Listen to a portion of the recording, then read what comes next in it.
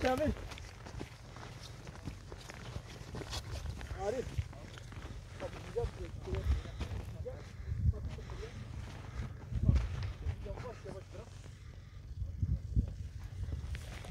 Şu aradan çık.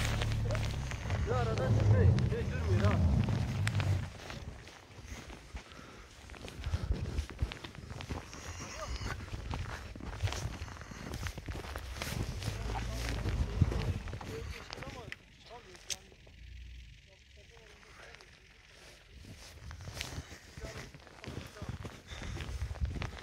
O hemen fren yapıyor ondan kayıyor.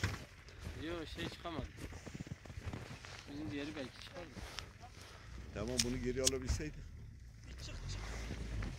Az ileri itelim. İtmeyle çıkmaz bu.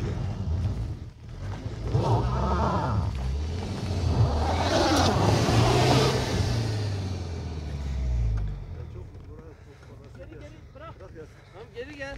Geri gel. Gel. Viteze al gel, viteze al. Gel. Serbest gel. Vitese koy gel. Viteze koy gel. Lord freni bırak. Sol ya. Tamam. Güzel. Gel. Gel serbest. Gel serbest. Tamam burada zincir takalım. Buraya çeksin isterse o eğer o diğer Tamam. Hikmet abi. Yok tamam. Hacer geriyle o çıkar. çıkacağız. Hacer o çıkar. Gel. Sen geç. Arif. Öne çık.